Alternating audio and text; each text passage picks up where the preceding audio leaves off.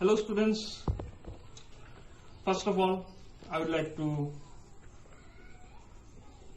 say thank you to all of you, those who have watched the videos and studying properly at your home. You see, we the teachers firmly believe that education has no barrier. It means education is way beyond our barrier. Starting from an infant boy to an old aged person, everybody has the tendency to learn, to earn some knowledge. This is what we call education. So for this, we all the teachers have brought these online classes to all of you, and to motivate you, we keep on coming every day with various topics, various discussions, so that your learning don't stop. So today, I'm going to start the remaining explanation of the class 7 geography. In the last class we discussed a lot about atmosphere, its origin, its evolution, its characteristics, each and every detail. Alright students, now we shall discuss the points. First point, it contains life-giving gas. Yes, all of you know that without the gases we don't survive, but there are primarily 3 or 4 gases which are very much important. First, nitrogen, which covers up almost 71% of the gases in the atmosphere. Now, you might be thinking how nitrogen is useful for us, in spite of oxygen and carbon dioxide. How it is useful? Yes, it is very much useful. That is why it covers up 71% of the atmosphere. How it is important? Nitrogen is the only source through which protein can be made. We may not directly consume it, but we are consuming it through other sources. Clear? Secondly, oxygen.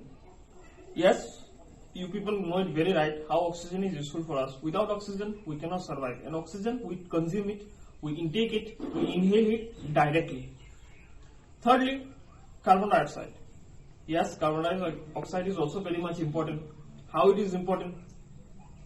It is important because it is useful for the plants to make their foods through the process called photosynthesis. Clear? Secondly, number 4, we can say water vapor. How water vapor is important? How water vapor is very important. Water vapor is important because without water vapor, the earth will not be able to intake the right amount of heat which is required for living. Assume that the atmosphere, it does not contain any water vapor. What will happen?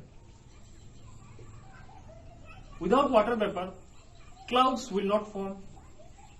Clear? There will be no heat in the earth.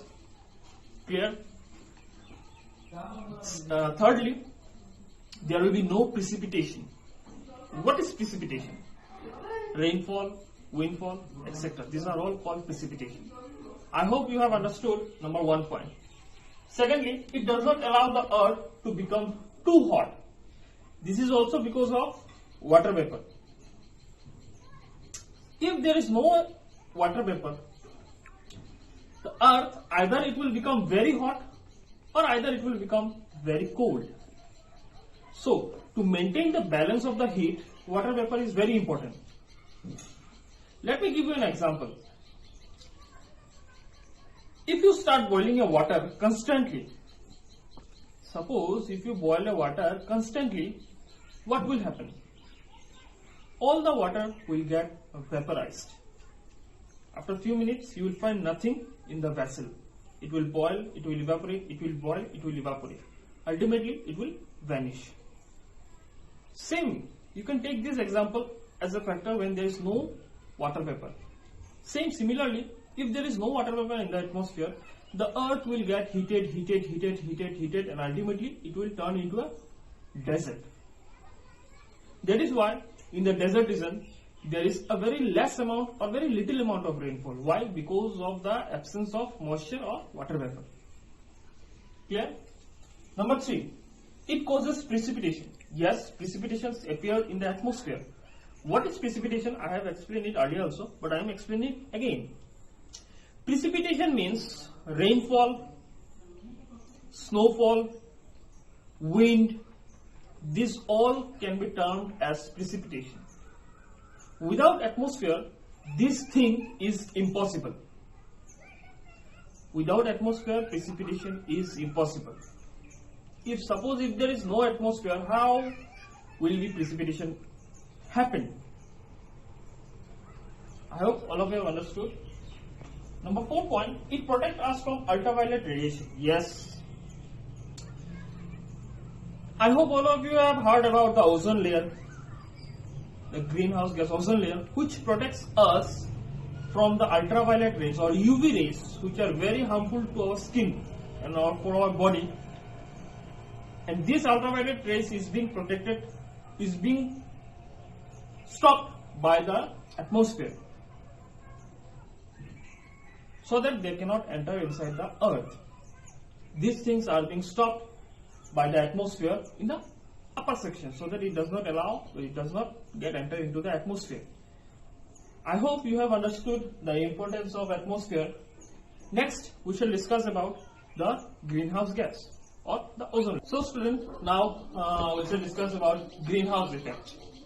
So basically, you need to understand what is greenhouse effect. You have studied this one in your previous classes also, in class 6, class 5. We have studied a lot about greenhouse effect.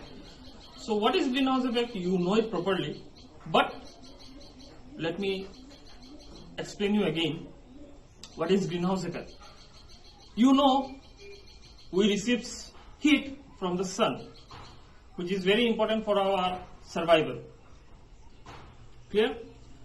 So when the earth receives heat, some amount of the heats get trapped into the atmosphere through some gases, which gradually increases the average annual temperature of earth, ultimately rising the heat of the earth. That means increasing the amount of heat in the atmosphere. This is called greenhouse effect. In short, let me say it again. When the earth gets heated too much by some unwanted gas, you can term it as a greenhouse effect. How it happens? Let me explain. Whenever the earth receives heat from the sun, some of the heat gets reflected back towards the atmosphere. Clear? Some amount of heat is being absorbed by the earth's surface, and the remaining amount of heat is reflected back towards the atmosphere. Now, what the atmosphere do? Mainly, some gases traps those heat. It traps those heat means it does not let the heat go away from the atmosphere. It traps it. It keeps it. Basically, it increases the temperature of the earth, which in turns rises the temperature of the earth. This can be termed as a greenhouse effect. Now, what are the gases that creates or traps the heat? It is basically carbon dioxide, okay, methane, sulfur dioxide, etc., etc. Carbon dioxide, you know. Methane also you have studied. What is sulfur dioxide? When we burn the fossil fuel,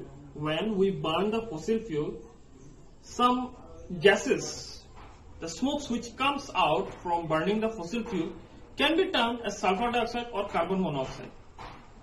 Clear?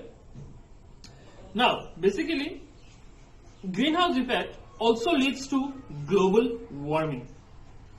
You can term greenhouse effect as a global warming also. What happens in global warming? When the temperature rises, basically,